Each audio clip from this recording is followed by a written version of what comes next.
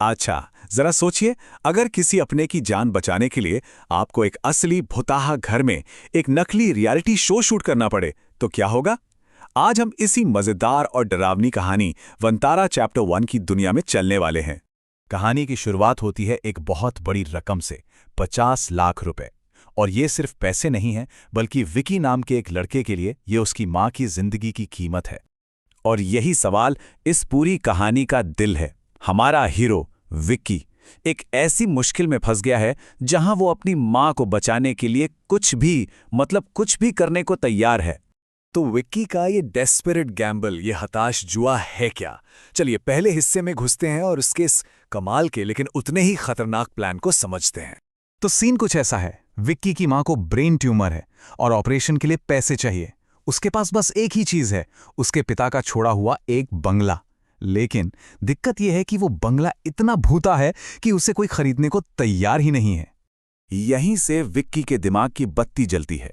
सीधा सा लॉजिक है, अगर एक भूताहा घर बेचना है तो पहले यह साबित करना पड़ेगा कि वो भूताहा है ही नहीं। और ये रहा उसका 4 स्टेप का मास्टर प्लान। पहले एनर्जी डिटेक्टर से पक्का करना कि भूत सच में है। फिर उसी घर में एक नकली रियलिटी शो बनाना, सबको यकीन दिलाना कि जो भी डरावना हो रहा है वो सब ड्रामा है, स्क्रिप्टेड है। और फिर जब घर सेफ साबित हो जाए तो उसे बेचकर मां का इलाज कराना।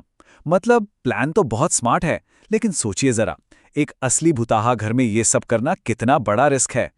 तो ठीक है, प्लान बन गया। पर जब ये भुताहा रियलिटी शो शुरू होता है तो ये मजाक कब और कैसे एक असली खतरे में बदल जाता है, आइए देखते हैं। विक्की और उसके दोस्त मिलकर शो बनाते हैं। नाम रखते हैं डीडी बॉस। इसमें आए हुए कंटेस्टेंट्स को लगता है कि ये सब एक गेम है। उन्हें बताया जाता है कि घर में जो भी डरावनी चीजें होंगी वो सब शो का हिस्सा है, सब नकली है। और यहीं पर कहानी का सबसे मजेदार हिस्सा आता है, वो नाटकीय विडंबना। एक तरफ कंटेस्टेंट्स हैं जो सोचते हैं कि भूत वूत सब नकली है, वो तो बस पैसे जीतने आए हैं। और दूसरी तरफ भयानक सच्चाई ये है कि घर में एक असली बदला लेने वाली आत्मा है, और अब लक्ष्य पैसा जीतना नहीं बल्कि जिंदा बचना है। तो शो शुरू होता है और सारे कंटेस्टेंट्स एकदम बेफिक्र हैं। वो पार्टी कर रहे हैं, पी रहे हैं और भूत का मजाक उड़ा रहे हैं। उन्हें तो पता ही नहीं कि जिस खतरे को वो नकली समझकर एंजॉय कर रहे हैं वो असल में उनके सिर पर मंडरा रहा है। और फिर आता है कहानी में एक जबरदस्त मोड़। नशे में धुत एक कंटेस्टेंट एक बंद दरवाजे को तोड़ देता है और उससे आजाद होती है दमयंती नाम की एक शक्तिशाली आत्मा, जो आते ही ऐलान कर देती है कि वो बदला लेने आई है।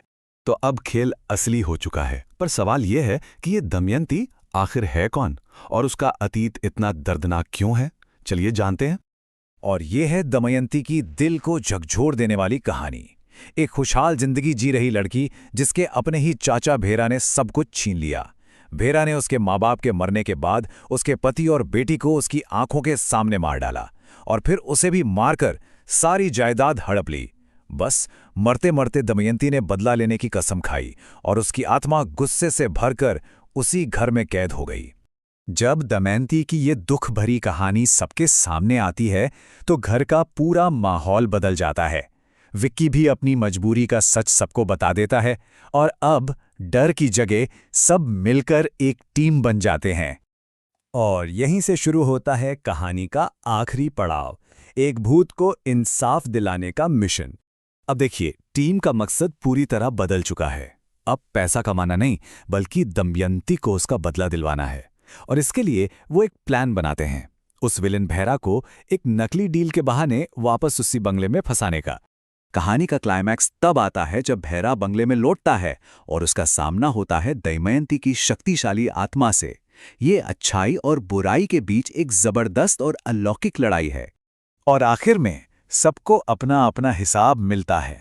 दमयंती अपने हत्यारे को खत्म करके आजाद हो जाती है, भेरा को उसके कर्मों की सजा मिलती है और विक्की उस घर को बेचकर अपनी मां की जान बचाने में कामयाब हो जाता है। और ये कहानी हमें एक बहुत गहरे सवाल के साथ छोड़ जाती है कि जब इंसाफ दिलाने के लिए एक भूत को आना पड़े तो असली राक्षस कौन है, वो भूत या वो इंसान जिसने उसे बनाया।